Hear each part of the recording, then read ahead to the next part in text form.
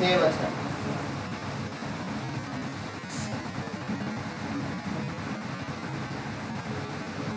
இந்த எஸ்ரா இஸ்ரவேலின் தேவனாகிய கர்த்தர் அருளிய மோசேயின் நியாயப்பிரமாணத்திலே தேறின வேதபாரகனாய் இருந்தான். அவனுடைய தேவனாகிய கர்த்தருடைய கரம் அவன் மேல் இருந்ததினால் அவன் கேட்டவைகள் எல்லாம் ராஜா அவனுக்கு கொடுத்தான்.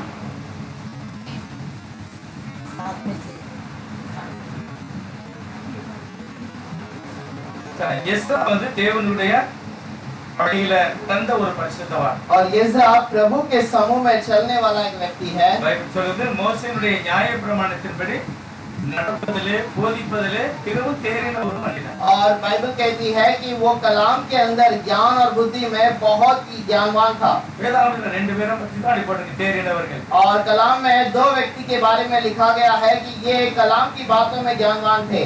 ஒன்னு அப்போஸ்தலர் 18வது அதிகாரத்துல அப்பல்லோவை குறித்து எழுதியிருக்கிறது. एक प्रेरितों की किताब के अंदर अपोलो के बारे में कहा गया है. எஸ்ரா தேவனுடைய வார்த்தையில் தேறினவன். और दूसरा नए पुराने नियम के अंदर एज्रा के बारे में कहा गया है. இவர்களெல்லாம் அடிமையாக இருந்த இடத்திலும் கூட சாட்சிகளாய் வாழ்ந்தார்கள். और ये जहाँ पर गुलामी में थे वहाँ पर भी ये लोग गवाही में खड़े रहे. ஆனால் பைபிள் சொல்லுகிறது लेकिन बाइबल कहती है கர்த்தருடைய கரம் அவனோடு கூட இருந்தது. और प्रभु का हाथ उनके ऊपर था. கர்த்தர் அவனோடு கூட இருந்தார். प्रभु उनके संग था. அதுதான் மகிமை. यही महिमा है. அதுக்கு நான் ஜெபம் பண்ண போறோம். वचन के लिए प्रार्थना करेंगे. நம்மளோடு கூட அதே ஆண்டவர் இன்றைக்கு இருக்கிறார். हमारे साथ में वही प्रभु आज भी है. தேவன் நம்மளோடு கூட இருந்தால் எப்படிப்பட்ட காரியத்துல நாம் நடப்போம்? प्रभु यदि हमारे संग है तो हम किस प्रकार से चलेंगे? எஸ்ராவுடைய வாழ்க்கையில் என்ன செய்தார்? इस्राएल के जीवन में क्या किया है? கடைசி நாளில் उस आखिरी समय पर நாமும் கூட கர்த்தருக்காக இதை செய்ய வேண்டும். हम भी प्रभु के लिए कार्य करना चाहिए. வார்த்தைகளுக்காக ஜெபம் பண்ணுவோம். इस वचन के लिए प्रार्थना करें. சர்வ பூமிக்கு ஆண்டவரே நன்றி சொல்கிறோம். सारे सृष्टि के मालिक प्रभु धन्यवाद. வேதத்தோட அதிசயங்களை காண உதவி செய்யும். और हस कलाम की गहराई को समझने के लिए मदद कर. கர்த்தர் நல்லவர் என்பதை ருசித்து பாருங்கள். प्रभु भला है इसे चख कर देखने के लिए मदद कर. நம்பிக்கை இருக்கிற மனுஷன் பாக்கியம். और उसके ऊपर भरोसा करने वाला धन्य है. வேத வார்த்தையே இந்த விசுவாசத்தை கூட்டுகிறது. और कलाम का वचन ही हमारे विश्वास को बढ़ाता है. வார்த்தை கேட்பதனால் நம்முடைய நம்பிக்கை விசுவாசம் வளரணும். और वचन को सुनने के समय पर हमारा विश्वास बढ़ना चाहिए. ஆசீர்வாதத்தினால் நிரப்பும். वैसे भी आशीष के साथ चलाइए. இயேசுவின் நாமத்தினால பிதாவே. यीशु के नाम से मांगते हैं पिता. ஆமென். இந்த எஸ்ரா இஸ்ரவேல்ல முக்கியமான ஒரு நபர் தான். और ये जो इस्रा है ये इजराइल में एक मुख्य व्यक्ति है. இவங்கெல்லாம் நேபுகாத்நேச்சரால கைதியாக अन्य தேசத்துல அடைக்கப்பட்டவர்கள். लेकिन ये सारे लोग जो नेबूकदनेस्सर राजा के द्वारा एक गुलामी के रूप में पकड़ कर ले जाए गए. ஒரு இடத்துல கைதியாக அடைக்கப்பட்டிருக்கிறார். और इस्रा एक जगह पे गुलामी में पकड़ाया गया. நெகேமியா ஒரு இடத்துல இருக்கிறாரு. नेहेमिया दूसरे जगह से पकड़वाया गया. தானியேல் ஒரு இடத்துல और இருக்கிறார். दानियेल और कहीं से पकड़वाया गया. இவங்க எல்லாமே வித்தியாசமான இடங்கள்ல இருந்தாலும் ஒருவருக்கொருவர் தொடர்பு இல்லாம இருந்தாலும் தேவனோடு தொடர்பா இருக்காங்க. अब ये दोनों एक दूसरे को पहचानते नहीं जानते नहीं थे लेकिन ये तीनों जो है प्रभु के साथ का बंधन अच्छा था. இந்த கடைசி நாளில इस आखिरी समय पर வேத வார்த்தையின்படி அப்படிப்பட்ட ஒரு நம்பிக்கை அப்படிப்பட்ட வாழ்க்கை வாழும்போதுதான் அந்த நித்தியத்துக்கு நாம் பிரவேசிக்க முடியும். प्रभु के समूह में ऐसा भरोसे के साथ जब जीवन बिताते हैं वो एक खुशी की बात होती है. எதனால அடிமையாய் மாறினார்? किस लिए वो गुलामी में बदल गए? வேதாகமத்தில் நிறைய காரியங்களை கர்த்தர் முதலாவது சொல்லியிருக்கிறார். कलाम के अंदर बहुत सारे बातों को प्रभु ने पहले ही कह दिया. சாலமன் ராஜா சபையை கட்டினார். सुलेमान राजा ने जब भवन को बनाया பிரதிஷ்டை நடந்தது. और वहां पर उसका उद्घाटन हुआ. லட்சக்கணக்கான ஆடுகளையும் மாடுகளையும் பலி செலுத்தி நன்றி சொன்னார்கள். लाखों में उन्होंने बैल और बकरियां बलि चढ़ाकर प्रभु को धन्यवाद की. அதுள்ள விசேஷம் என்ன? वहाँ का विशेष बात क्या था? தேவன் சொன்னபடியே செய்தார்கள். और प्रभु ने जो कहा उससे उसी प्रकार से उन्होंने किया. 1:28-19 சொல்கிறது.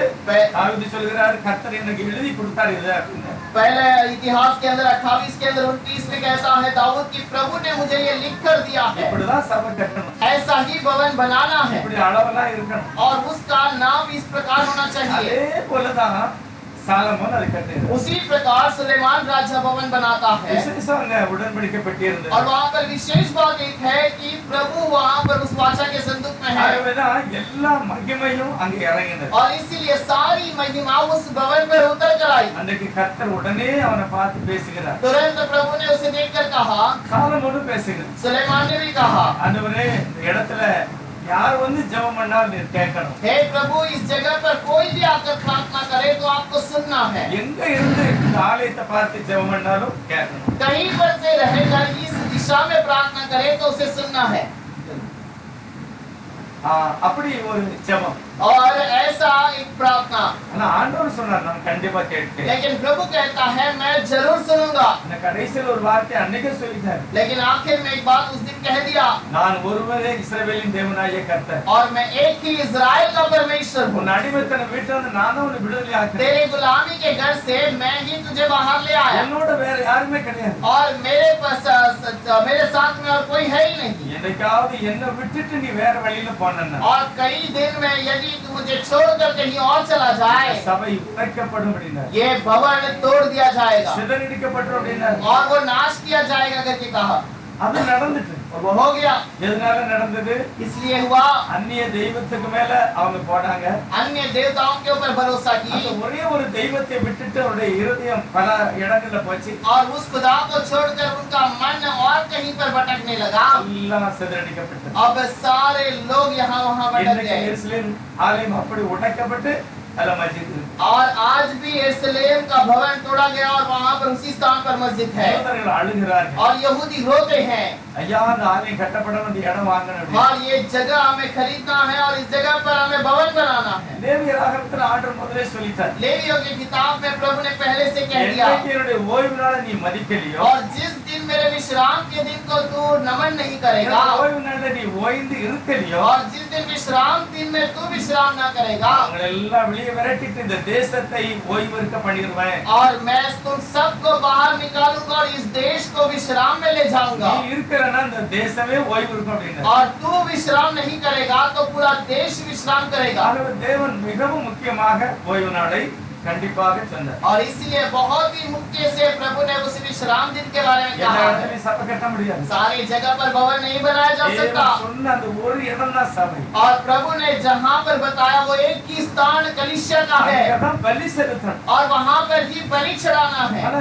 ஜெப வீடு நிறைய இடங்கள்ல இருந்தது. लेकिन प्रार्थना भवन बहुत सारे जगह पर था, நியாயப்பிரமாணத்தில் சொல்கிறார் கண்ட இடத்துலயும் பலி செலுத்தக்கூடாது. और व्यवस्था में लिखा है कि जहाँ पर भी तुझे मन करे वहाँ बलि न चढ़ाना। எல்லா இடத்துலயும் நீ தசமாவது கொடுக்க கூடாது. हर जगह पर तू दशमांश को न देना, எருசலேம் தேவாலயத்துல மட்டும்தான் செய்யணும். केवल यरूशलेम भविष्य जो कलीसिया में ही तुझे वहाँ पर दशमांश देना है। ஆனா இஸ்ரவேலர்கள் காலப்போக்கில लेकिन इजरायली लोग समय बीतने पर எல்லாம் தாறுமாறாய் மாற்றி सब कुछ बदलना शुरू हो गया, நேபுகாத்நேசரை கர்த்தர் அனுப்புகிறார். और तब नेबूखदनेस्सर को प्रभु भेजता அவர் है சபையை உடைத்தார், और उसके भवन को तोड़ दिया தீக்குளித்து விட்டார், और उसको नाश किया, எல்லா ஜனங்களையும் அடிமையாக்கிட்டார். सारे लोगों को गुलामी में ले गया। கர்த்தரே சொல்லுகிறார், अब प्रभु कहता है, என் ஊழியக்காரனாகி நேபுகாத்நேசர் और मेरा सेवक नेबूखदनेस्सर, அவன் ஊழியமா செய்தான், और वो सेवकाई की, ஊழியம் செய்யல. सेवकाई नहीं ஆனா की, தேவனுடைய கட்டளையை மீறினவர்களை கைது பண்ணணும். लेकिन प्रभु की आज्ञा को तोड़ने वाले को उसने बंदी गृह में डाला, அவனையும் ஊழியக்காரன் போட்டுக்கிறார். और उसको भी सेवक करके कहा गया எல்லா है। பக்கம் போயிட்டாங்க. सारे जगह पर चले गए, காரணம் ஓய்வு நாளை மதிக்கல, क्योंकि विश्राम दिन को याद नहीं किया, ஆலயத்துக்கு போகல, और भवन में नहीं गए, பலி செலுத்தல, और कोई बलि नहीं அவருடைய चढ़ाई, இருதயம் ஒன்றாட விட்டுட்டு பல இடத்துக்கு போயிட்டு और उसका हृदय एक परमेश्वर को छोड़कर अलग अलग स्थान पर चला गया। எல்லாரும் வெளியே சிதறடிக்கப்பட்டாங்க. सब लोग यहाँ वहाँ भटक गए, அப்பதான் எரேமியா வந்து और சொல்லுகிறார், तब यिर्मयाह आकर कहता है, நடக்கிறதுக்கு முந்தி சொல்லுகிறார், होने वाले बात के पहले कहता है, எல்லாம் अடிமையாக तुम போகிறீர்கள். सब गुलामी में चले जाओगे। 70 வருஷம் தேவன் உங்களை அடிமையாக போகிறார். प्रभु तुम्हें 200 वर्ष तक गुलामी में डालेगा, 70 வருஷம். और 70 वर्ष तक। இதெல்லாம் விசுவாசித்தவங்க தான் இந்த 3 பேர். और ये सारे बातों को विश्वास करने वाले व्यक्ति எரேமியா हैं। நல்ல தீர்க்கதரிசி. यिर्मयाह एक अच्छा भविष्यद्वक्ता है, அவர் கண்டிப்பா நடந்துரும். और वो जो कहता है वो वैसे ही होगा। அவர் கள்ள தீர்க்கதரிசி இல்ல, நல்ல தீர்க்கதரிசி. वो झूठा भविष्यद्वक्ता नहीं, सच्चा भविष्यद्वक्ता है। உங்களுக்கு தெரியுமா, நிறைய இடங்கள்ல கள்ள தீர்க்கதரிசி கள்ளத்தனமா நடந்துகிட்டு இருக்கு. आज बहुत सारे जगह पर झूठे भविष्यद्वक्ता झूठी बात को बताते हैं। அங்க மெக்கால मक्का के अंदर 3 குதிரை வச்சிருக்காங்க, வீட்டுல குதிரை. और वहाँ पर 3 घोड़े रखे गए हैं, ஒவ்வொன்னு ஷிஃப்ட் மாறி மாறி வச்சிருக்காங்க. और 3 अलग-अलग समय पर वहां पर वो समय के बाद एक रखते हैं। ஒரு தடவை வெளியே வருவாரு, और वो मोहम्मद नबी बाहर आएगा, கடையில இருந்து வெளியே வந்து उस कब्र में से बाहर आएगा குதிரையில உட்கார்ந்து உலகத்தையே ரவுண்ட் அடிப்பாரு. और उस घोड़े पे बैठकर दुनिया भर में राज करेगा திரும்ப ஆழ்வார் என்று எதிர்பார்க்கிறார். और फिर से वो राज करेगा करके वहां पर इंतजार करते हैं। இன்னொரு இடத்துல அமெரிக்கால और एक जगह पर अमेरिका में நல்ல விசுவாசம் உள்ளவன் अच्छे विश्वास में रहने वाले ஊழியக்காரன் செத்து போயிட்டான். एक सेवक मर गया, இப்ப அவர் வெளியே வருவாரு. अब वो बाहर आएगा அவருக்கு ஒரு சபையை கட்டி வச்சிருக்காங்க. और उसके लिए एक बड़ा सा तंबू बना के रखा गया சபை है। கட்டி வச்சிருக்காங்க, ஆள் யாரும் உள்ள போக மாட்டாங்க. वो कलीसिया बना के तो रखा है लेकिन कोई अंदर नहीं जाता அவர் செத்தவர் வந்த பிறகு எல்லாரும் போவாங்க. और वो जी उठ कर आएगा, उसके साथ में हम सब जाएंगे। மூட நம்பிக்கை வந்து और कैसा एक अंधविश्वास है। இன்னொன்னு சொல்ல எங்க பாஸ்டர் இப்ப மர்மம் ஆயிடுவாரு. और एक कहता है कि मेरा पास्टर रूपांतर में बदलेगा ஒரு பிளேனே வாங்கி வச்சிருக்காங்க. और एक एरोप्लेन खरीद के रखे हैं அவர் மர்மமானவன பிளேன்ல உட்கார்ந்து உலகத்தையே ரவுண்ட் அடிக்க போறாரு. और वो रूपांतर में आने के बाद प्लेन में बैठेंगे, अब पूरे दुनिया में घूमेंगे। இதெல்லாம் உண்மை, பொய் இல்லை. ये सब ऐसा उन्होंने माना है, ये सच है, நம்பிக்கை. एक गलत विश्वास। ஆனால் இஸ்ரா, लेकिन इज़रा, நெகேமியா, नेहेमिया, தானியேல் दानियेल தேவனுடைய நியாய பிரமாணத்தை கையில வச்சிருந்தாங்க. प्रभु के उस व्यवस्था को उन्होंने अपने हाथों में रखा। நியாய பிரமாணத்தின் அடிப்படையான உபதேசம் இஸ்ரவேலே கேள் உன் தேவனாகிய கர்த்தர் ஒருவரே கர்த்தர். व्यवस्था का पहला आज्ञा है कि है इज़राइल सुन, तेरा परमेश्वर एक ही खुदा है। விருத்தசேதனம் கண்டிப்பா பண்ணணும். करना जरूर करना है, இல்லன்னா நீ ஜனத்தில் இராதபடி அறுத்துண்டு போவாய். नहीं तो लोगों के बीच में नहीं रहेगा तो काट दिया जाएगा। இந்த கட்டளை மீறவே முடியாது. और इस आज्ञा को हम तोड़ ही नहीं ஆனா सकते। இதெல்லாம் மீறினதுனால और ये सब बातों को उन्होंने उसके आज्ञा को नहीं माना, எல்லாம் சல்லடிக்கப்பட்டாங்க. लोग यहाँ वहाँ भटक गए। ஜெபம் பண்ணுகிறார் பாருங்க. लेकिन प्रार्थना करते हैं, देखिए ஜெபம் பண்ணுகிறார். नहम्याह प्रार्थना करता है, इज़रा प्रार्थना करता है, ஜெபம் பண்ணுகிறார். दानियेल प्रार्थना करता ஆண்டவரே, है, நாங்க திரும்ப அந்த இடத்துக்கு போனோம். हे प्रभु हमें फिर से उसी स्थान पर जाना है। ஏன்னா இருக்கிற இடத்துல உங்களுக்கு செல்வாக்கு இருக்கிறது. लेकिन यहाँ पर जहाँ पर है उनके वहाँ पर अच्छा सा हुआ, उनके पास धन दौलत है ராஜாவுடைய கண்கள் இவங்களுக்கு தயவு கிடைச்சது. और राजा के नजर के सामने इनको पर दया किया गया। நெகேமியா தான் ராஜாவுக்கு சாப்பாடு கொடுக்கிறது. और नेहेमियाह राजा को भोजन देने वाला।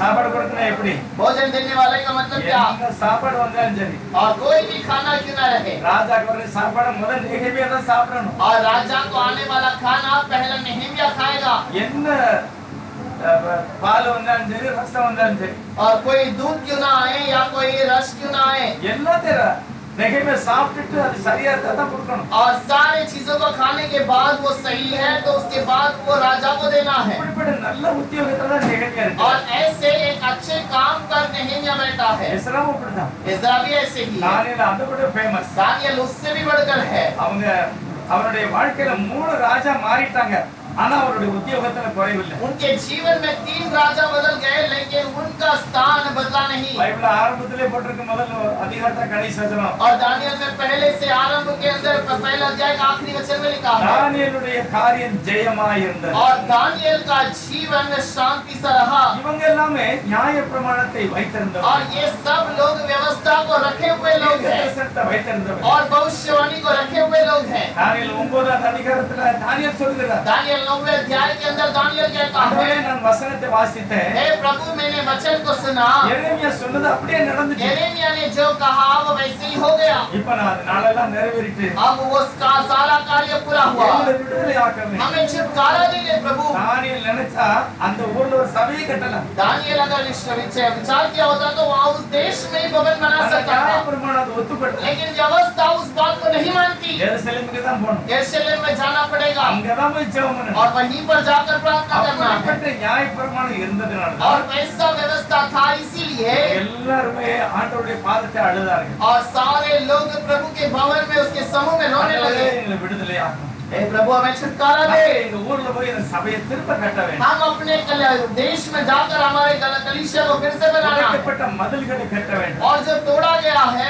उस भवन को फिर से बनाना है। எங்க பலி செலுத்தணும். हम वहाँ बलि चढ़ाएंगे। இப்படிதான் அவங்க கண்ணீரோடு அழுது ஜெபம் और பண்ணினாங்க. वैसे ही वो आंसू बहाकर रोकर प्रार्थना की। தானியேல் சொல்கிறார், दानियेल कहता है, நான் ஜெபம் பண்ணினேன், அப்படியே என் முழங்கால் எல்லாம் தளர்ந்து போயிடுச்சு. मैंने प्रार्थना किया, मेरा पूरा घुटना वैसे ही वो और बहुत ढीला हो गया। நான் தரிசனம் கண்டேன், மயங்கி விழுந்து விட்டேன். मैंने दर्शन देखा और मैं बेहोश हो गया। இப்படிப்பட்ட உண்மையான தீர்க்கதரிசிகள் और ऐसे सच्चे भविष्यवक्ता தேவன் அந்த ஜெபத்தை கேட்டார். प्रभु ने उनकी प्रार्थना को सुनी। ஆண்டவரே சொல்கிறார், प्रभु को कहता है, பிரியமான புருஷன், और तू एक प्यारा पुरुष है। எப்பொழுது முழங்கால் போட்டு ஜெபம் பண்ணியோ அப்பொழுதே ஒரு வசனம் और கேட்கப்பட்டது. जब तू घुटने डालकर प्रार्थना की तभी तेरी प्रार्थना सुनी गई। ஆகவேதான் கர்த்தர் அவன் மேல் இரக்கம் வைத்து और इसीलिए प्रभु ने उसके ऊपर अनुग्रह किया அவனுடைய ஜெபத்துக்கு உத்தரவு கொடுக்க और इसके प्रार्थना का जवाब दिया।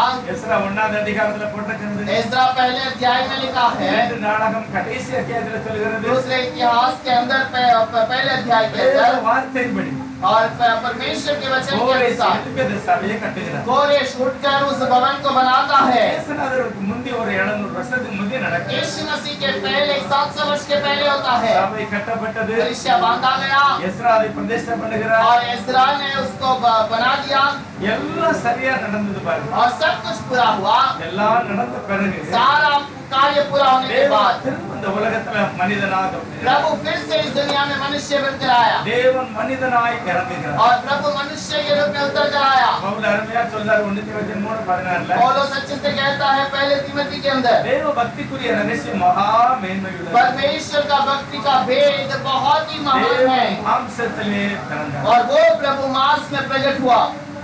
ஆவியிலே நீதி உள்ளவர் என்று விளங்கப்பட்டார். आत्मा में धर्मी ठहराया गया। ஒரு ஜாதிகளிடத்திலே பிரசங்கிக்கப்பட்டார். अन्य जातियों के बीच में प्रचार किया गया। தேவதூதர்களால் காணப்பட்டார். स्वर्गदूतों के द्वारा दिखाई दिया। மகிமையிலே ஏறெடுத்துக்கொள்ளப்பட்டார். महिमा में उठा लिया गया। அப்படி தெய்வம் வருவதற்கு முந்தி और ऐसे प्रभु आ जाने के पहले ஆலயம் எல்லாம் கட்டியாச்சு. और पूरा भवन बना दिया गया। யாரு கட்டுதா? कौन बनाता है?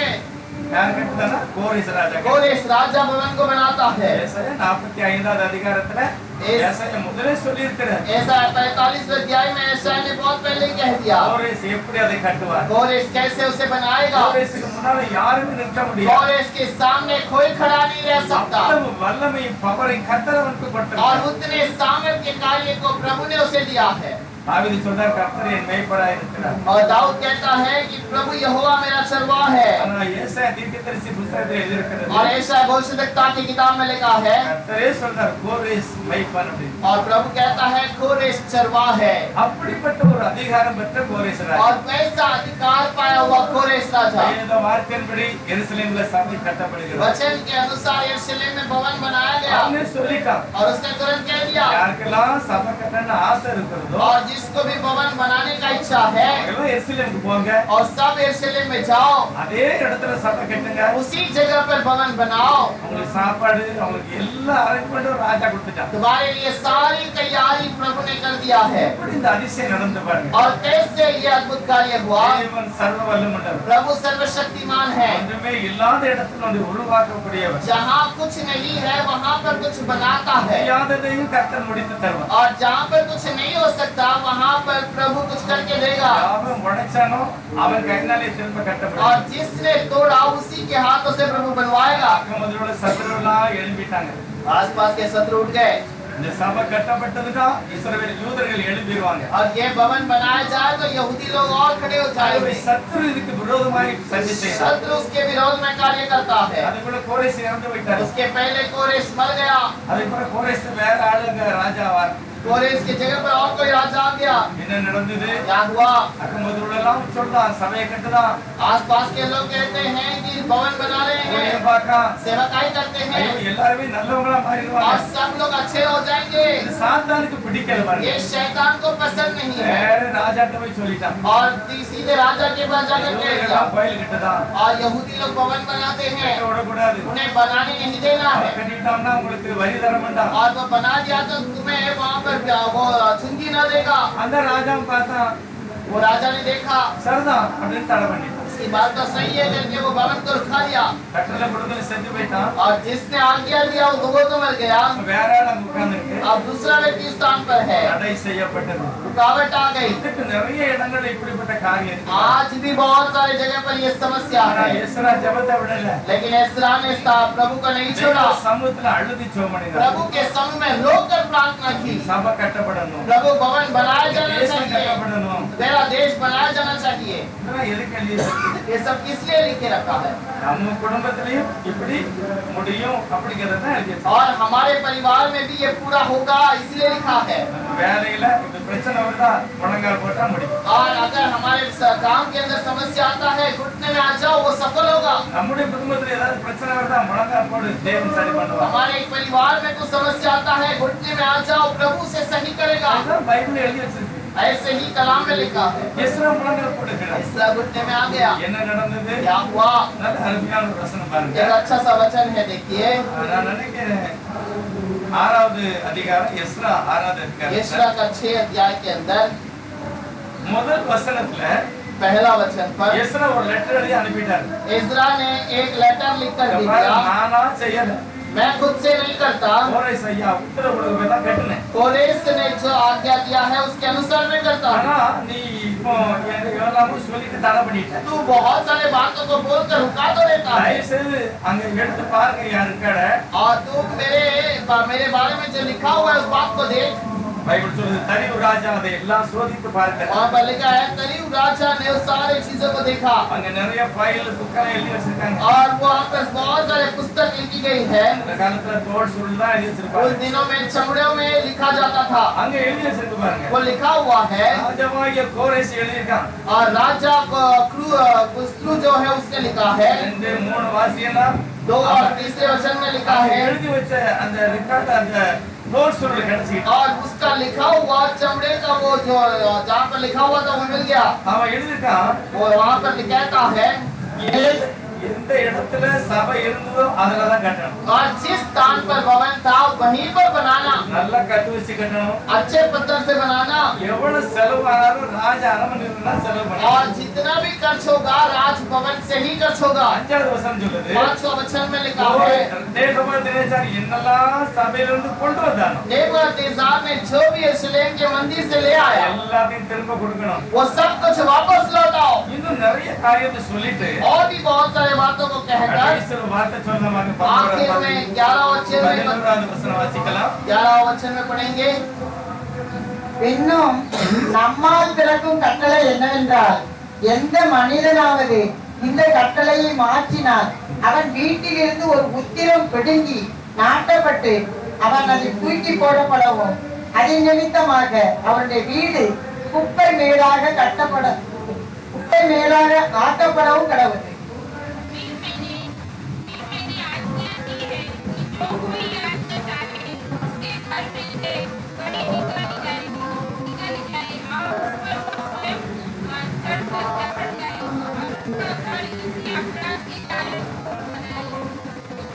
என்ன நடக்கும்? क्या होगा?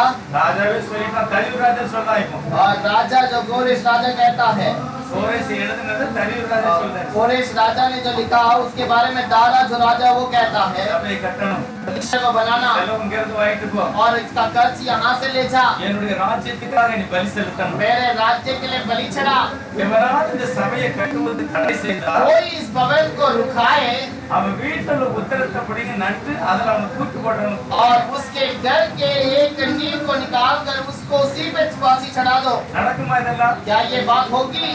நடக்கும். जरूर होगा। முழங்கால் இதெல்லாம் நடக்கிறது. घुटने में ये सारी बातें होने वाली है। தேவனுடைய வார்த்தைக்கு விரோதமா எழுப்புகிறவனை தேவன் கண்டிக்கிறார். प्रभु के विरोध में उठने वाले को ये कार्य प्रभु देता है। தேவனுடைய ராஜ்யத்தை யாரும் தடை செய்ய முடியாது. प्रभु के राज्य को कोई रुका नहीं அந்த सकता। வசனம் வளரும். वो वचन बढ़ेगा, அது அனைவருடைய வாழ்க்கையில ரட்சிப்பை கொண்டு வரும். बहुतों के जीवन में उद्धार ले आएगा। தேவன் அப்படி செய்தார் பாருங்க. प्रभु ने ऐसा किया है அதனால देखिए, சபையெல்லாம் கட்டி முடிச்சார். और इसीलिए भवन बनाया गया। இந்த ஆலயத்துக்கு தேவன் வருகிறார்.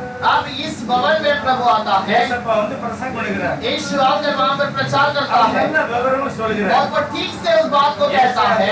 எழுதின பாலகன் நான் தான். यशायाह भविष्यद्वक्ता की ओर से लिखा गया वो बालक मैं हूँ, நான் தான் கிறிஸ்து. मैं ही मसीहा हूँ, என்னை எல்லாம் உனக்கு ரட்சிப்பே கிடையாது. मुझे छोड़कर और कोई उद्धार करता नहीं। எல்லா விவரத்தையுமே ஆண்டவர் விவரமாக சொன்னார். और ये सारे बातों को उसने ठीक से कह दिया। ஆனா யூதர்களுக்கு அது மறைவாக இருந்தது. लेकिन यहूदियों के लिए वो एक अंधकार है, அதை அவர்களால் ஏற்றுக்கொள்ளவே முடியல. वो लोगों ने उसे स्वीकार नहीं किया। ஆனால் கர்த்தர் சொன்னார், इसलिए प्रभु ने कहा பரிசுத்த ஆவி மேலே இருந்து இறங்க போகிறார். पवित्र आत्मा ऊपर से उतर कर आएगा அவர்தான் சபையை அஸ்திவாரப்படுத்துவார். और वही कलीसिया का नींव डालेगा। பரிசுத்த எப்ப இறங்கிச்சு? पवित्र आत्मा कब उतर कर आया? அப்போஸ்தலர் 2வது அதிகாரத்துல प्रेरितों के दूसरे अध्याय के अंदर இயேசுவானவர் சொன்னபடியே நடந்தது. यीशु मसीह ने जैसा कहा वैसे ही हुआ। நிறைய பேர் சொல்லுவாங்க நம்மள பார்த்து, बहुत सारे लोग हमें देखकर कहेंगे இவங்க எல்லாம் இயேசுவின் நாமக்காரங்க, अब ये सब तो यीशु के नाम वाले हैं, இவங்க பிதாவை விட்டுருவாங்க, பரிசுத்தாவை ये விட்டுருவாங்க. पिता को भी छोड़ देते हैं, पवित्र आत्मा को भी छोड़ देते हैं, இது வந்து அறகுறையாக கேட்கவர். और ये आधा अधूरा सुने हुए लोग हैं। இயேசுவையும் விடல, பரிசுத்தாவையும் விடல, பிதாவையும் விடல. और हमने यीशु को भी नहीं छोड़ा, ना पिता को भी ना छोड़ा, ना पवित्र आत्मा को छोड़ा। நான் ஒரு பாதத்தை கேட்டேன். और मैंने एक बात को एक पास्टर से कुछ बात को पूछा, பரிசுத்தாய் உண்டு உண்டுன்னு சொல்றல, और पवित्र आत्मा है करके कहता है ना, நாங்கெல்லாம் பரிசுத்தாயில இருப்போம், हम सब पवित्र आत्मा में हैं, பரிசுத்தாய் எங்களுக்குள்ள இருக்கு. पवित्र आत्मा हमारे अंदर है। சரி, பரிசுத்தாய் என்னைக்கு வந்தாரு? पवित्र आत्मा कब आया था? இயேசு சொன்னார்ல, நான் போன உடனே வருவாருன்னு. यीशु ने कहा था ना, मैं जाने के बाद आएगा। அவர் வந்தாரா? क्या वो आया? சரி, வந்தவர் என்ன சொன்னாரு? अब आने वाला पवित्र आत्मा ने क्या कहा? அதிலே சொல்ல மாட்டாங்க, और उसका जवाब नहीं देंगे, இன்றைக்கும் சொல்ல மாட்டாங்க. आज भी नहीं बताएगा। பரிசுத்தாய் இருக்கேம்மா, और पवित्र आत्मा में मैं हूँ करके कहेगा, இருக்குன்னு சொல்லுவான். अब वो है रहेगा करके कहेगा। இயேசுவோட சொன்ன தீர்க்கதரிசனம் நிறைவேறினது. अब यीशु ने जो भविष्यवाणी कहा वो पूरा हुआ। நான் போவேனாகிய தேற்றவாளன் வருவார், मैं जाऊंगा तो ही पवित्र आत्मा आएगा, அவர் வந்து உங்களுக்கு போதிப்பார், और वो आकर तुम्हें सिखाएगा, அவர் உங்களோடு கூட இருப்பார். और वो तुम्हारे संग रहेगा। நான் உங்களுக்கு திக்கற்றவளாய் விட மாட்டேன், मैं तुम्हें अनाथ न छोड़ूंगा, நான் உங்களோடு கூட இருப்பேன், मैं तुम्हारे संग रहूंगा, அவர் உங்களுக்கு போதிப்பார். और वो तुम्हें सिखाएगा। இவ்வளவு விவரம் சொன்ன பிறகு अब इतना अच्छे से समझाने के बाद, வேற 2வது அதிகாரத்துல பரிசுத்தாய் மேல இருந்து இறங்குது. और प्रेरितों के दूसरे अध्याय में पवित्र आत्मा ऊपर से उतर आया। அதை மட்டும் ஏத்துக்கிட மாட்டாங்க, केवल उसको स्वीकार नहीं करेंगे, அது வந்ததை ஏத்துக்கிட மாட்டாங்க. वो आया है इसे स्वीकार नहीं करेंगे। வந்தவர் என்ன சொன்னாரு? और आया हुआ पवित्र आत्मा ने क्या सिखाया? இஸ்ரவேல் ஜனங்களை பார்த்து சொன்னார், इस्राएलियों को देखकर कहा, தேவனுடைய மகத்துவங்களை குறித்து பேசினார். प्रभु की महिमाओं के बारे में बताया। எந்த ஆலயம் அல்ல, நீயே ஆலயமாக மாற வேண்டும். अब ये भवन नहीं बल्कि तू खुद एक भवन बनना है करके कहा। ஆவி உனக்குள்ள வரணும், पवित्र आत्मा तेरे अंदर आना चाहिए, இயேசு உனக்குள்ள வாசமா இருக்கணும். यीशु तेरे अंदर निवास करना चाहिए। ஆவியானவர் இதான் சொன்னார். आत्मिक प्रभु ने यही कहा। அப்போ 2வது அதிகாரம் இறங்கின உடனே प्रेरितों के दूसरे अध्याय में उतरने के बाद, மனம் திரும்பணும், मन फिराओ, நீ மனம் திரும்பணும், तो मन फिराओ, உன்னுடைய பாவம் மன்னிப்புக்கு இயேசுவானுடைய நாமத்தில் நீ ஞானஸ்நானம் तेरे பண்ணணும். पाप के क्षमा के लिए यीशु के नाम से बपतिस्मा ले। பரிசுத்த ஆவியானவருடைய ஃபர்ஸ்ட் போதனை இதுதான். पवित्र आत्मा का पहला शिक्षक यही है। அடுத்த ஒரு வார்த்தை போடுறாரு, उसके बाद एक बात को कहता है, வாக்குத்தத்த வசனம் தெரியும், நிறைய சபையில வாக்குத்தத்தம் போடுவாங்க. बहुत सारे कलीसिया में वाग्दान का वचन देते हैं। தப்பு இல்ல, நல்லதா செய்யலாம். ये गलत बात नहीं है, अच्छी बात है, कर ஆனா सकते हैं। அப்போஸ்தலர் 2:37 போட்டிருக்கு, लेकिन प्रेरितों के 2:38 में लिखा है, இந்த இயேசுவின் நாமத்தில் ஞானஸ்நானம் எடுக்கணும். और ये यीशु मसीह का जो नाम से बपतिस्मा लेना है, இதுதான் வாக்குத்தத்தம். और यही प्रतिज्ञा है। இந்த வாக்குத்தத்தம் உங்களுக்கு மட்டும் கிடையாது, ये प्रतिज्ञा केवल तुम्हारे लिए नहीं,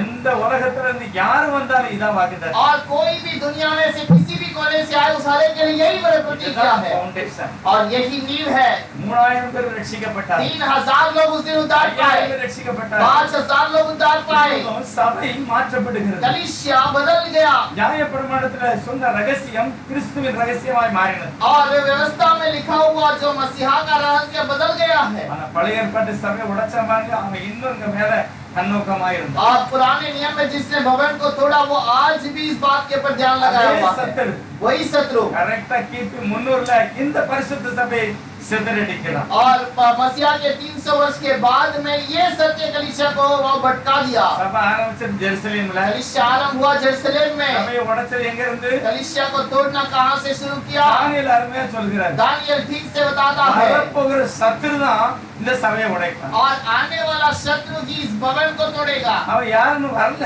और वो कौन है? अभी तक आया नहीं। கிறிஸ்தவனுக்கு சொன்னாரு, கேட்டின் மகன் வெளிப்பட்டால் ஒழிய இந்த நாள் வராது. तो सेलोनियों की किताब में कहता है कि बुराई का वो व्यक्ति जब तक नहीं आता ये प्रकट न होगा।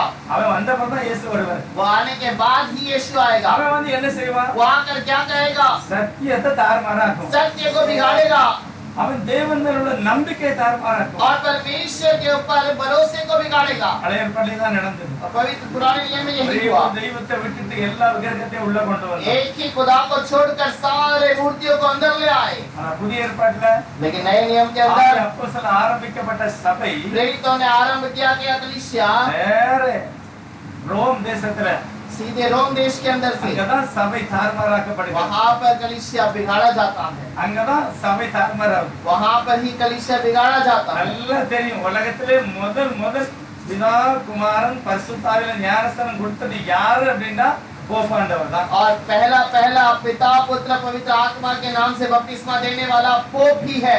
அவங்க தான் ரோம்ல தான் ஆரம்பிச்சது. वो रोम देश में ही आरंभ हुआ, எருசலேம்ல ஆரம்பிக்கல. ये यरूशलेम में आरंभ नहीं हुआ சீசர்களும் ஆரம்பிக்கல. और यह ना चेले लोगों ने आरंभ किया, அங்க ஆரம்பிச்சது. वहां पर आरंभ हुआ। சபை தாறுமாறாக்கப்பட்டது. कलीसिया यहाँ तोड़ा गया, ஆனால் பரிசுத்தவான் ஜெபம் பண்ணுகிறார். लेकिन पवित्र लोग प्रार्थना करते हैं, எல்லா இடத்துல அப்போஸ்தலர் ஜெபம் பண்ணினார். सारे जगह पर प्रेरित प्रार्थना करते பவுல் हैं। கண்ணீரோடு ஒரு வார்த்தை சொல்கிறார். पौलुस सासू के साथ एक बात को कहता நான் है, போன பிறகு मैं जाने के बाद சபையை தப்பு விடாத பொடிதனாய் போனாய் इस விட்டார். कड़ी कलीसिया को बचने नहीं देगा, एक भेड़िया यहाँ पर நாங்க आएगा சொல்லாதது சொல்லுவான். और मैं जो नहीं सिखाया उस बात को நாங்க सिखाएगा, பெறாத ஆவி அவன் சொல்லுவான். और मैं जो आत्मा को नहीं पाया उस आत्मा को बताएगा, நான் சொல்லாத சுவிசேஷத்தையும் சொல்லுவான். और मैंने जो सुसमाचार नहीं दिया वो सुसमाचार सुनाएगा। இதெல்லாம் நடந்து முடிஞ்சது. ऐसे बातें हो चुकी है। நம்ம பைபிள் சொல்லுகிறது. अब बाइबल कहती है 7 அதிகாரம் அப்போஸ்தலர் நடவடிக்கைகள் 7वें अध्याय के अंदर प्रेरितों की किताब में 49-50 பரிசுத்தாவில நிறைஞ்ச ஸ்தேவான் சொல்லுகிறார். 49 और 50 के अंदर प्रेरित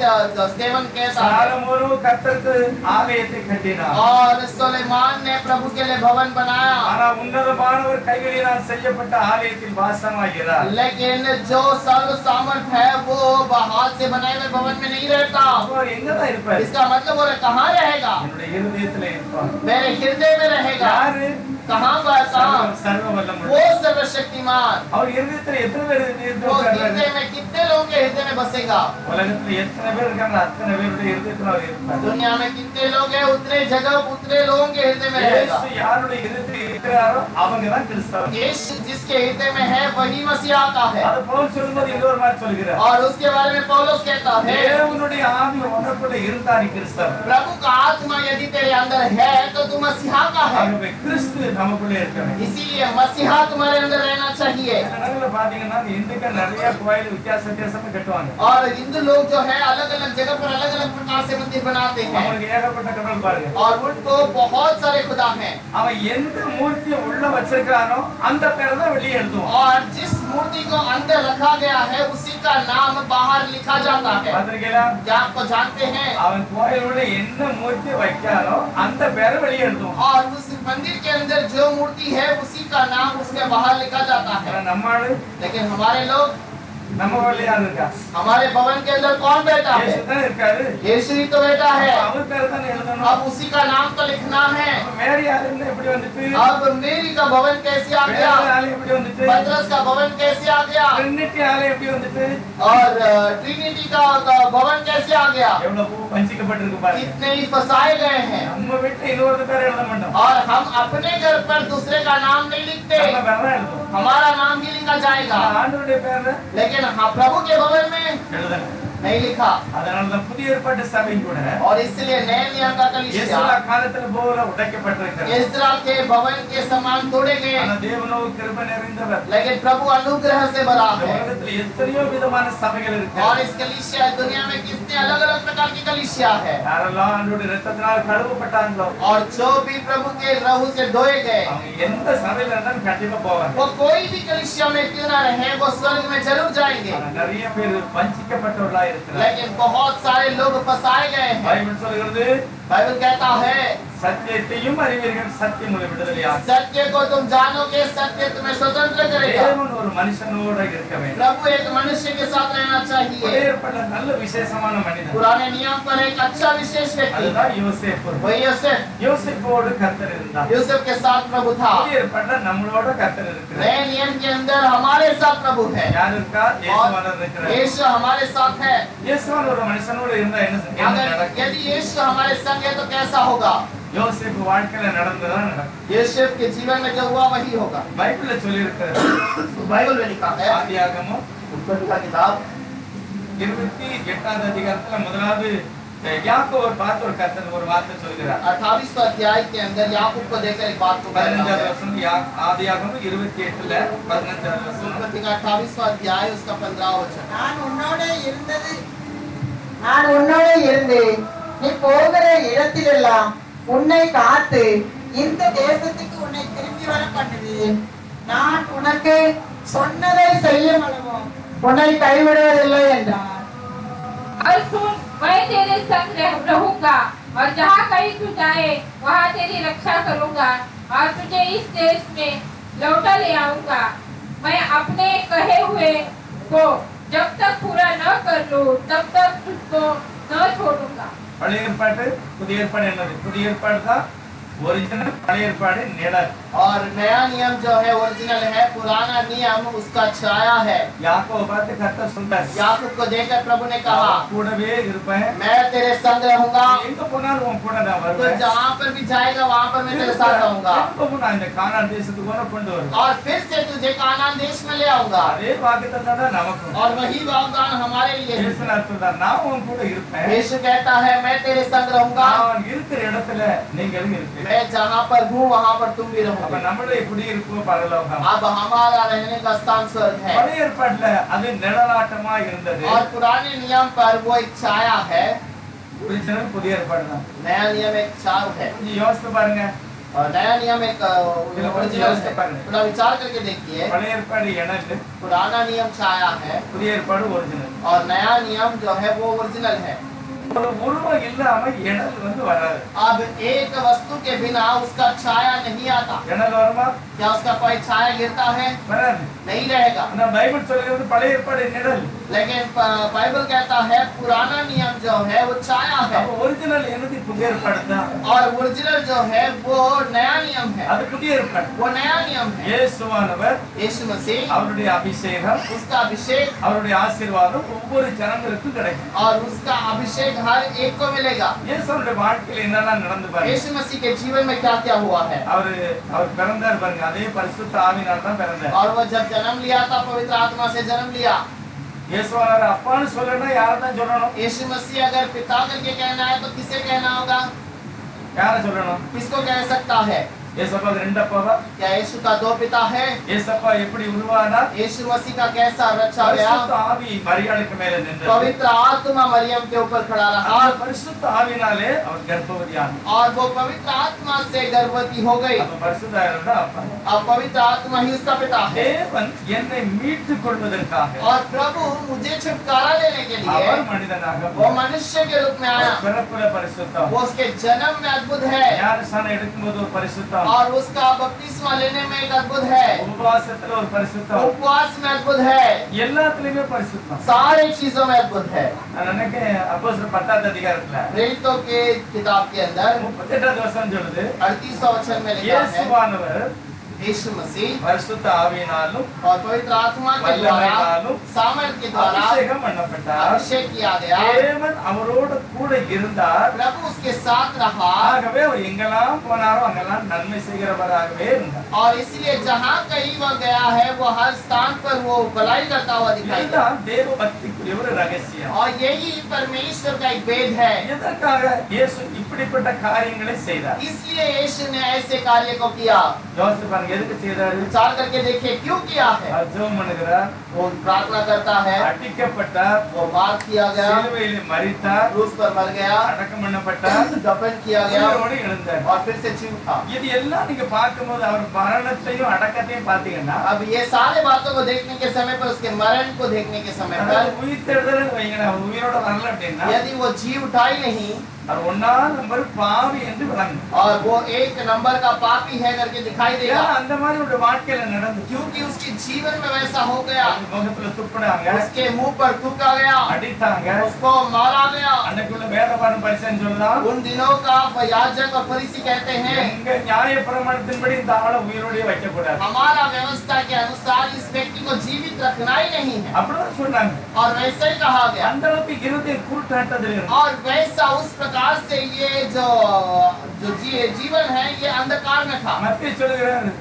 मती कहता है இஸ்ரவேலரால் மதிக்கப்பட்டவரை 30 வெள்ளிக்காசுக்கு வித்துட்டாங்க. और इजरायलियों से जो वहाँ पर आदर किए गए उस व्यक्ति को 30 सिक्के में बेच दिया। இஸ்ரவேலர்கள் யாரை மதிச்சாங்க? इजरायलियों ने किसका आदर किया? இயேசுவையா யெகோவாவையா? क्या यीशु को कि यहोवा को? யெகோவாவை தான் மதிச்சாங்க. वो केवल यहोवा का ही आदर करते थे யெகோவாவையே மனுஷனா வந்திருக்கிறார். और यहोवा ही मनुष्य में आया ஸ்தானத்தை யாருக்கு விட மாட்டார். और वो स्थान को किसी को नहीं देगा। இப்பொழுது தேவன் என்னை சபையாய் மாற்ற, அதாவது ஆலயமாய் மாற்ற எனக்குள் வாசம் பண்ண ஒரு மனிதனாக வந்தார். और प्रभु मुझे एक आत्मा में बदलने के लिए वहाँ पर आता है। அவர் மரித்தார் பாருங்க. वो मर गया था எனக்கு பதிலு, मेरे कारण, உங்களுக்கு பதிலு. मेरे बदले में। அவர் சாபத்தெல்லாம் ஏற்றுக்கொண்டார்ல, वो श्राप जो उठा लिया था நமக்காக தான். मेरे लिए அவர் ஒரு அடிமையை போல நடத்தப்பட்டார். और वो गुलामी के अनुसार चलाया गया இரவு முழுவதும் அவர் அடித்தார்கள், और रात भर उसको मारा गया பரியாசம் பண்ணினாங்க. और उसकी निंदा किए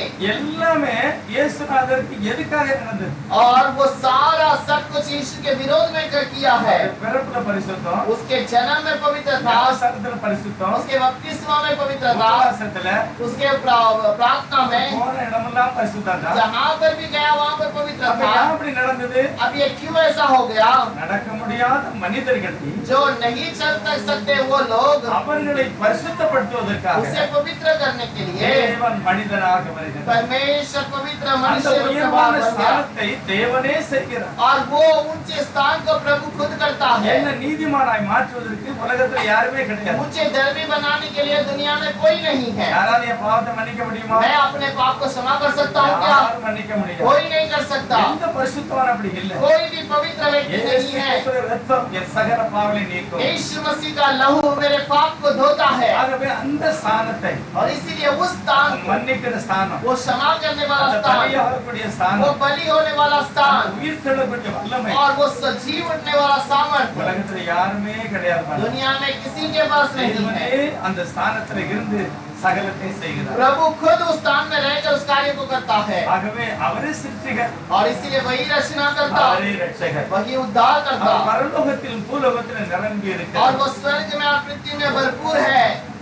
அந்த ஒரு தெய்வத்தை நம்பறனா வேதம் நிச்சயமா வழங்க. यदि उस एक खुदा को नहीं मानोगे तो कलाम आपको समझ में नहीं आएगा। அவன் இந்துக்காரன் மாதிரி தான். ஆக்க ஒருவர், அழிக்க ஒருவர், காக்க ஒருவர். और नहीं तो वो हिंदुओं के समान बनाने के लिए एक है और नाश करने वाले के। பிதா உண்டாக்கிட்டாரு, और पिता ने बना दिया குமாரன் ரட்சித்தாரு, और पुत्र ने उद्धार किया, பரிசுத்தாவி நம்மளை கூப்பிட வர. पवित्र आत्मा हमें लेने के लिए आएगा। ஒரு தவறான ரோம் தேசத்துல உள்ள உபதேசம். और ये एक गलत रोम देश का उद्देश्य है। அவரே சிருஷ்டிகர், அவரே சேர்க்கிறார். वही रचना करने वाला, वही इकट्ठा करने वाला।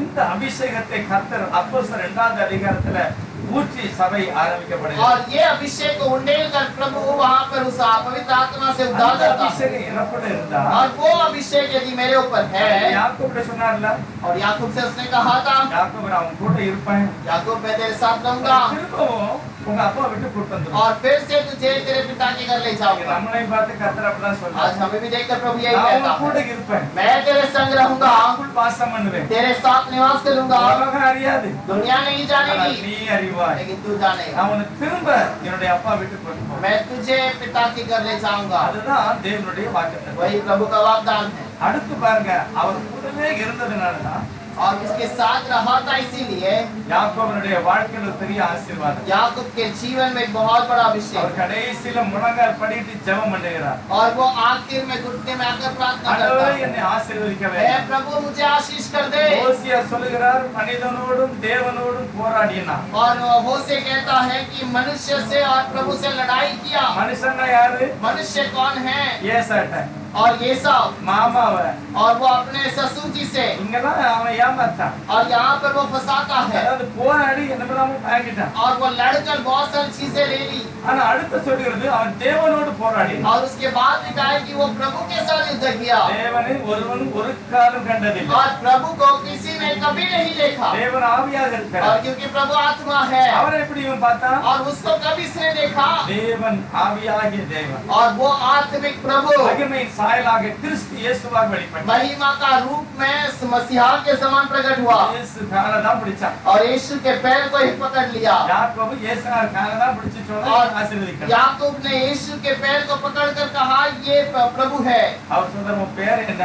उसने कहा तेरा नाम क्या है? ஆண்டவரே என் பேர் யாக்கோபு. हे प्रभु मेरा नाम याकूब है। தடுமாற்றம் உள்ளவன். और वो लड़खड़ाता है, யாரையாவது ஏமாற்றக்கூடியவன். किसी ना किसी को फंसाने वाला। ஆண்டவருடைய பெயரை மாற்றுகிறார். प्रभु ने उसके नाम को बदल दिया। உன் பெயர் என்ன பேர்?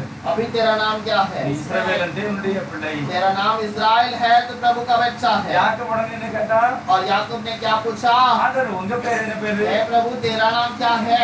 நல்லா யோசித்து பாருங்க. अच्छा सा कहकर देखो। பேர் சொன்னாரா ஆண்டவர்? या प्रभु ने नाम बताया? என் பேரை ஆண்டா கேட்க. मेरा नाम तूने क्यों पूछा? அதெல்லாம் கேனது உனக்கு ஆசீர்வாதம் வேணும்னா ஆசீர்வாதம் வாங்கி. और तू तेरा आशीष मांग रहा है ना, आशीष ले ले। தேவன் தன்னுடைய நாமத்தை யாருக்குமே சொல்லல. प्रभु अपने आप को किसी को नहीं बताता। ஆதியாகமம் उत्पत्ति 4வது அதிகாரம் 4 अध्याय 25வது வசனத்துல பார்த்தோம்னா 25 वचन पर यदि हम देखें, இழந்து போன ஆபேலுக்காக खोए हुए आबेल के लिए பதிலாக ஒரு குழந்தையை கொடுத்தார். அவன் தான் யாரு? சேத்து. उसके बदले में एक पुत्र को दिया, वही सेठ है। அந்த சேத்துக்கு ஒரு பையன் பிறகு அவன் பேர் ஏனோஸ். वो सेठ को एक बेटा उत्पन्न होता है, वो एनोश। அந்த ஏனோஸ் தான் முதல் உலகத்துல தெய்வத்தை ஆராதிக்கிறான். और वही एनोश ने पहले प्रभु के लिए आराधना என்ன की। சொல்லி ஆராதித்தான்? क्या कहकर आराधना किया? கர்த்தருடைய நாமத்தை. और प्रभु के नाम को। கர்த்தருடைய நாமம் என்னது? प्रभु का नाम क्या है? இயேசு தான் அவருடைய நாமம். यीशु जी उसका नाम है। பேர் வெளிப்படலையே. तब उसका नाम तो प्रकट नहीं हुआ, ஏனோஸ்க்கு தெரியாது. एनोश को नहीं पता। அதனால சொல்ற ஆண்டவரே நம்முடைய நாமத்தை தொழுது கொள்கிறேன். वो कहता है प्रभु तेरे नाम को आदर करता हूँ। உலகத்தில் உள்ள எல்லாருடைய முழங்காலும் இயேசுவை நாமத்தில் உண்டாய் முழங்க दुनिया का सारे लोगों का नाम जो घुटना यीशु के नाम में टेका जाएगा। பூமியிலும் மேலான நாமம் இயேசு என்ற நாமம். आकाश और पृथ्वी में सबसे सामर्थ्यवान यीशु का அவருடைய नाम। நாமம் அல்லாமல் வேறொரு நாமம் கட்டளையிடப்படவில்லை. उसके नाम को छोड़कर और कोई नाम दिया नहीं गया। நம்ம அறிந்து தெரிந்து தான் நம்ம தொழுகிறோம். और ये सबको जानकर ही हमको आराधना करना है। யாரும் சொன்னாங்கன்னு இல்ல. किसी ने कहा है इसलिए नहीं। நல்ல பைபிள் வாசிங்க. अच्छे से बाइबल को पढ़िए। வசனம் தான் நம்மளை பாதுகாக்கும். बाइबल वचन ही हमें संभालेगा। நெகேமியா சாலமோன் இவங்க எல்லாமே இவங்களுடைய தானியேல் இவங்கெல்லாம் ஆட்சியில நிலை நிற்பதற்கு காரணம் நியாயப்பிரமாணம். इसरा नेहेमिया दानियल ये सब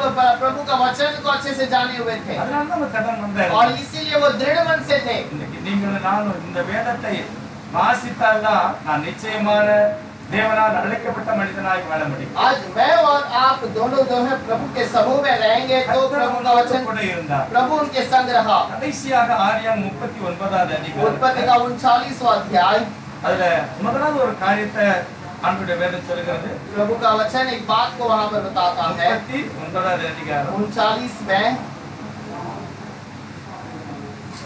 2வது வசனம் வாசிக்கிறோம். दूसरा वचन, கர்த்தர் யோசேப்போட இருந்தார். அவன் காரிய சித்தி உள்ளவனானான். அவன் எகிப்தியனாகிய தன் எஜமானுடைய வீட்டிலே இருந்தான். கர்த்தர் யோசேப்போடு கூட இருந்தார். और यहोवा उसके संग था। அடுத்த வசனம் வாசிக்கலாம். 3வது வசனம். तीसरा वचन पढ़ेंगे। கர்த்தர் அவனோட இருக்கிறார் என்றும் அவன் செய்கிற யாவையும் கர்த்தர் வாய்க்க பண்ணுகிறார் என்றும் அவன் எஜமான் கண்டு யோசேப்பினிடத்தில் தயவு வைத்து அவனை தன் ஊழியக்காரனும் தன் வீட்டுக்கு விசாரணைக்காரனும் ஆக்கி தனக்கு உண்டான யாவற்றையும் அவன் கையில ஒப்புவித்தான்.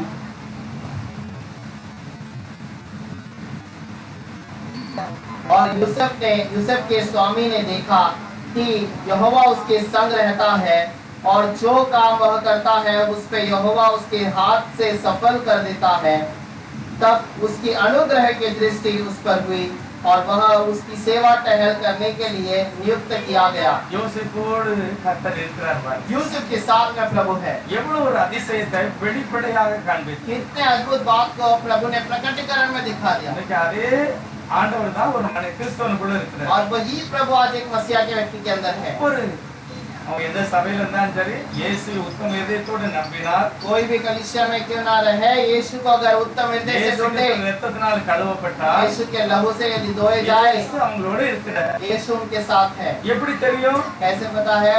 அவன் போகிற இடத்தெல்லாம் ஆசீர்வாதம். और वो जाने वाले हर स्थान में आशीष। நிறைய கிறிஸ்தவங்க வட்டி கொடுத்துட்டு ஆசீர்வாதம் சொல்லுவாங்க. और बहुत सारे मसीहा के लोग ब्याज में पैसे देते हैं और कहते हैं प्रभु ने आशीष दी। நிறைய பேர் சாரை கடை வச்சுட்டு ஆசீர்வாதம் சொல்லுவாங்க. बहुत सारे लोग दारू का दुकान चलाते हैं और कहते हैं प्रभु का आशीष है, எல்லாம் கிறிஸ்தவன் தான். ये सब मसीहा का है। பைபிள் சொல்கிறது. लेकिन बाइबल कहती யோசேப்போட है கர்த்தர் இருந்ததனால योसेफ के साथ प्रभु था, அவன் इसीलिए செய்கிற வேலையில ஒரு ஆசீர்வாதம், और उसके काम में आशीष है, அவன் போன வீட்டுல ஒரு वो ஆசீர்வாதம். जिस घर पे गया वहां पर आशीष है। அப்ப நீங்க நம்மபடி எப்படி இருக்கணும்? आज हमारा घर कैसा होना चाहिए? யோசேப்போட ஃபேமஸா இருக்கணும். यूसुफ से भी बढ़कर होना चाहिए। நம்மலாம் யாரு? हम सब कौन हैं? யோசேப்புக்குள்ள யாரு இருந்தாங்களோ அதே தெய்வம் நமக்குள்ள இருக்கிறார். यूसुफ के अंदर जो खुदा था वही खुदा हमारे अंदर भी है। ஏசப்பா இருக்கிறாரா இல்லையா? क्या यीशु है या नहीं? இருக்காரா இல்லையா? है या नहीं? இருக்கிறாரு. है। ஆனா நம்ம சில நேரம் அவரை வந்து விட மாட்டோம். लेकिन हम कुछ समय पर उसे नहीं छोड़ते। என்ன சொல்றோம்? हम क्या कहते हैं? ஒரு சொன்னாரு, எங்க வீட்டு பக்கத்துல முன்னால சுபாஷ் ஒரு பிரதர் இருந்தாரு. हमारे घर के पास में एक भाई थे, पहले मेरे सुभाष नगर में, उन्होंने कहा அவரோட தம்பி ஊர்ல இருந்து ஓடியாந்தாரு.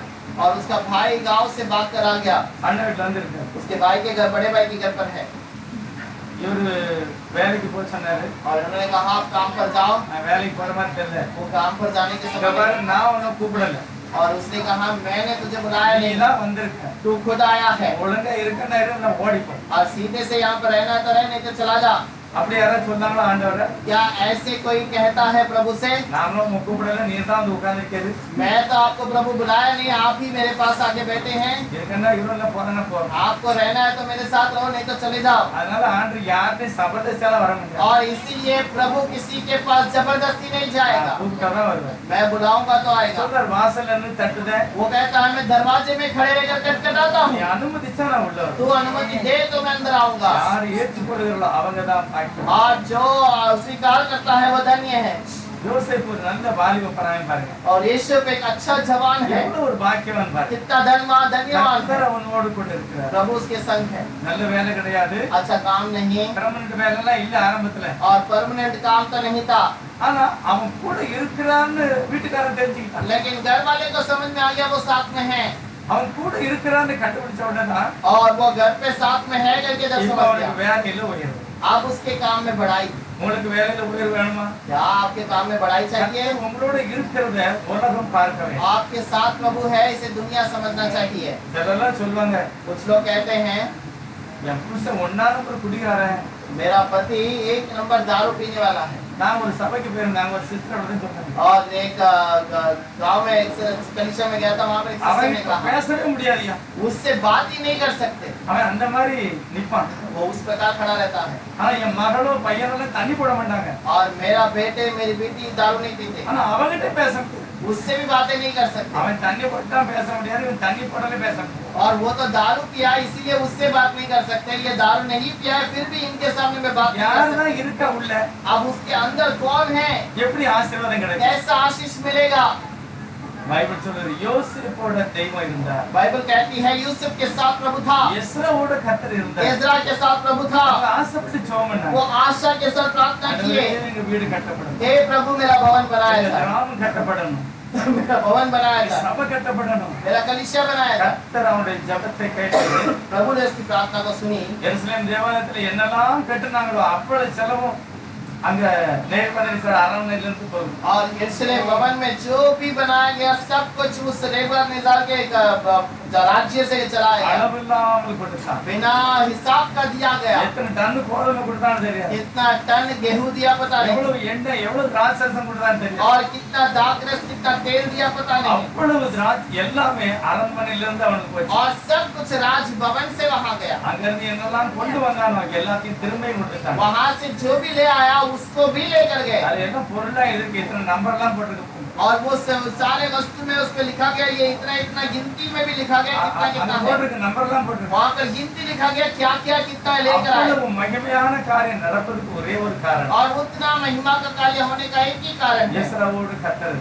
एजरा के साथ प्रभु था। இன்னைக்கு நம்முடைய வாழ்க்கையில நிறைய காரியத்தை யாரும் இழந்திருக்கீங்களா? और अपने जीवन में बहुत सारे बातों को क्या हमने खोया ஏதாவது है? ஒரு ஆசை இருக்கா, அந்த மாதிரி நான் இருக்கணும்? क्या कोई इच्छा है मैं ऐसे रहना चाहिए? ஆண்டவரை மட்டும் நம்ம கூட கூப்பிட்டுக்கணும். प्रभु को अपने पास बुला लो, அவர் மட்டும் கூட இருந்தா போதும்யா. वो केवल का साथ रहेगा तो काफी எல்லாமே है। ஆசீர்வாதமா வரும். और सब कुछ आशीष में அவர் बदलेगा, கண்டிப்பா மாற்றிடுவார். वो जरूर बदलेगा। ஏன்னா நான் பாவியாக இருந்தேன், क्योंकि मैं पापी था அவர் தன்னுடைய வாழ்க்கையில அவர் ஏற்றுக்கொண்டார். और वो अपने जीवन में मुझे स्वीकार किया। இயேசு வாழ்க்கையில அந்த அந்த கிறிஸ்தவனை தோட்டத்துல இருந்து கொல்கத்தா வரைக்கும் போகக்கூடிய இடையில நடந்த அத்தனையும் பாத்தீங்கன்னா और यीशु मसीह के जीवन में जो यरूशलेम से गोलगोथा पहाड़ तक जाने वाली जीवन அவ்வளவு ஒரு பரிசுத்தவானுக்கு நடக்கல ஒரு பாவிக்கு நடந்த மாதிரி தான் நடந்தது और वो सारी बातें जो है वो एक पवित्र व्यक्ति के लिए नहीं बल्कि एक पापी व्यक्ति को हुआ எனக்காக தேவன் அந்த ஸ்தானத்தை எடுத்து சகிக்கிறார் मेरे लिए प्रभु ने उस स्थान को लिया और सहन किया அதனால இயேசுநாதர் சொல்கிறார் इसलिए यीशु ने कहा அவங்க எல்லாருக்காக வேண்டி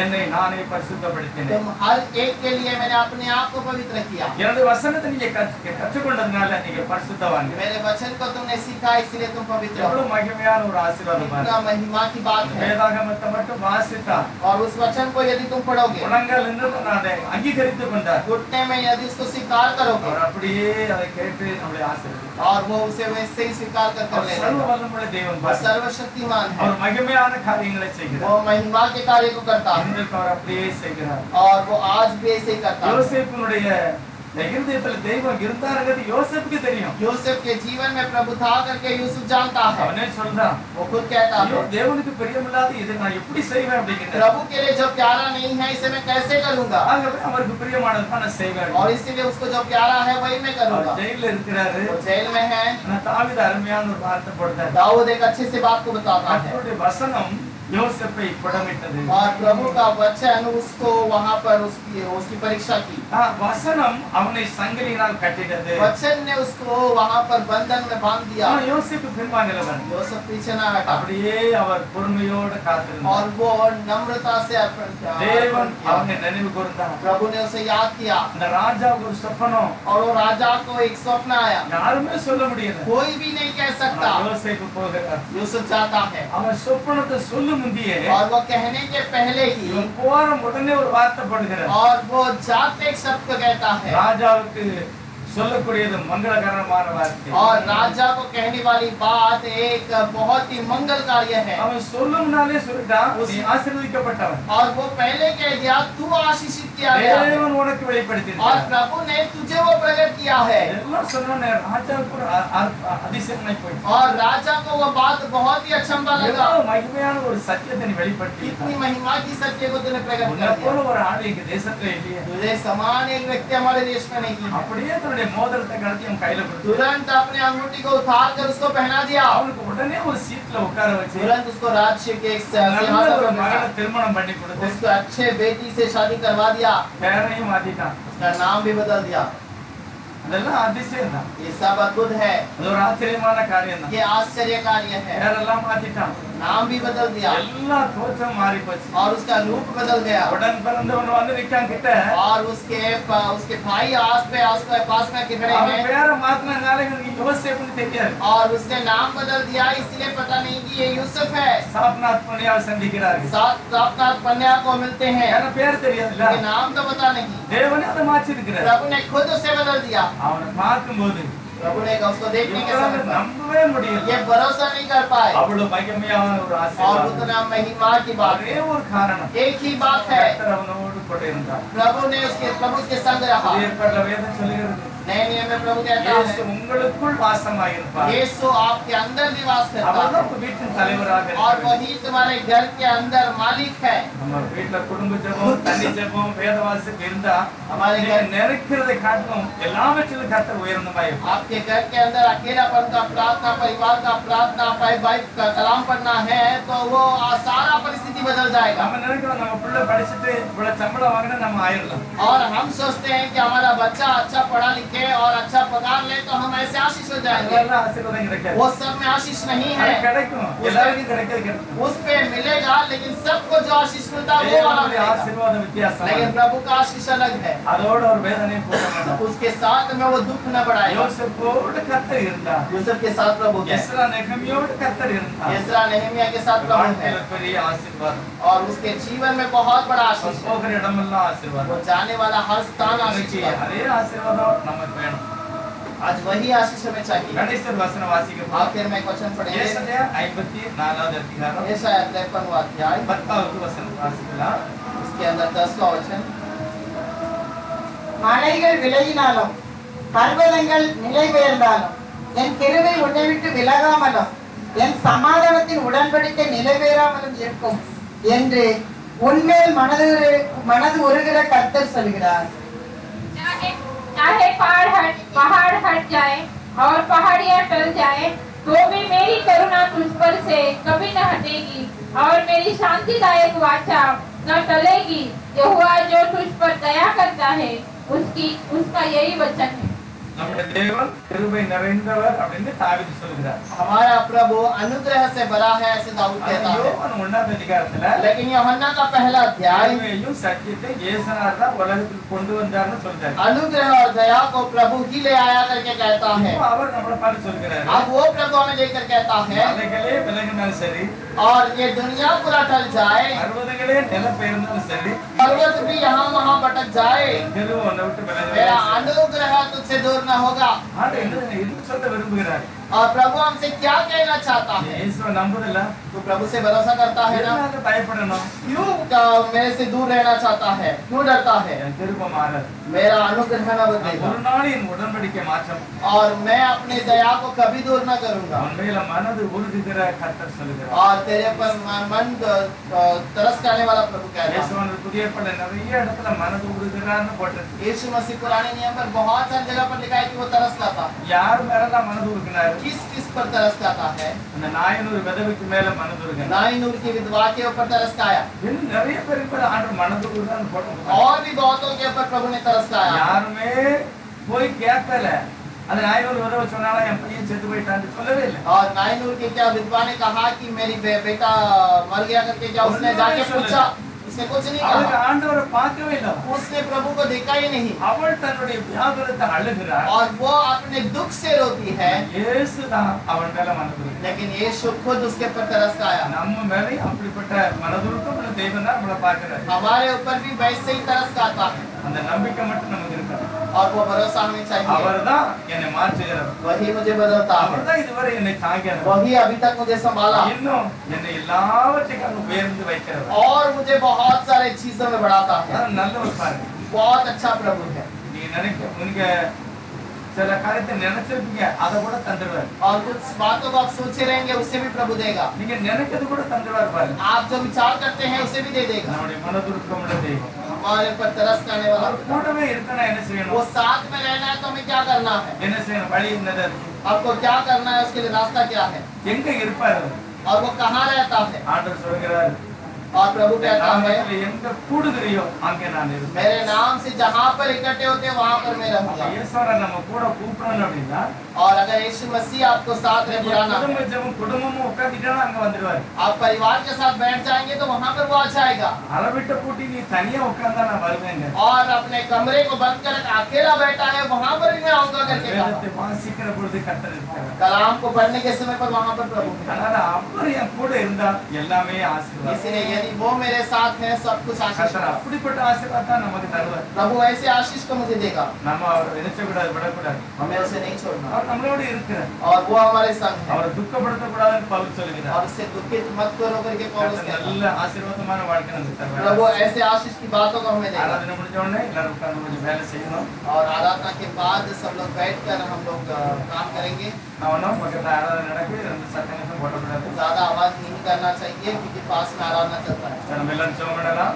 और आज हम सब प्रार्थना करेंगे। பரிசுத்தம் இறக்கம் நிறைந்தபடியே நன்றி சொல்கிறோம். अनुग्रह दया से भरा हुआ प्रभु இந்த धन्यवाद। பரிசுத்தமான நாளிலே எங்களை தாழ்த்தி ஒப்பு கொடுக்கிறோம். पवित्र दिन में अपने आप को नम्रता से நீர் எங்களோடு இருக்கிறதை நாங்கள் உணர்கிறோம். आप हमारे संग है इसे महसूस करें। எங்கெல்லாம் துதி ஸ்தோத்திரம் இருக்கிறதோ அங்க கர்த்தர் அவரோடு கூட जहाँ स्तुति और आराधना है वहाँ पर प्रभु है। எங்க தேவனுடைய ஆவி ஊற்றப்பட்டதோ அங்க தேவன் தன்னுடைய ஜனங்களோடு கூட और जहाँ पर प्रभु की आत्मा है वहाँ पर प्रभु है। அவரோடு கூட இருப்பீராக. हर एक के संग रहेंगे। உடைய தனி வாழ்க்கையில उनके अकेलेपन के குடும்ப जीवन ஜெபத்தில में, परिवार के வேலை செய்கிற साथ இடத்துல काम करने वाले எல்லா साथ விதத்திலும் யோசிப்போடு இருந்ததுல கர்த்தர் இருப்பீராக. हर एक जगह पर जैसे यूसुफ के साथ था वैसे हमारे இயேசு संग है। உங்களோடு இருக்கிறத உலகம் பார்க்கிறது. यीशु हमारे संग है इसे दुनिया देखना அசுத்த चाहिए। ஆவிகளை அலறி வெளியேற்றேன். और जो अशुद्ध आत्मा चिल्लाकर बाहर निकले, பலவீனம் சரீரத்தை விட்டு வெளியேறணும். कमजोर दूर चली जाए, அவிசுவாசம் இயேசுவின் நாமத்தில் மாறணும். अविश्वास दूर चली जाए यीशु के नाम से। பிரசன்னம் எப்பொழுதும் மகிமையாக आपकी प्रशंसा हमेशा बनी रहे। அப்படிப்பட்ட ஆசீர்வாதம் ஒவ்வொருவரோடு கூட இருக்கிறது. वैसे विश्वास हर एक जीवन में रहे। இயேசுவினுடைய நாமத்தில் நல்ல यीशु के नाम से मांगते हैं पिता। आमीन।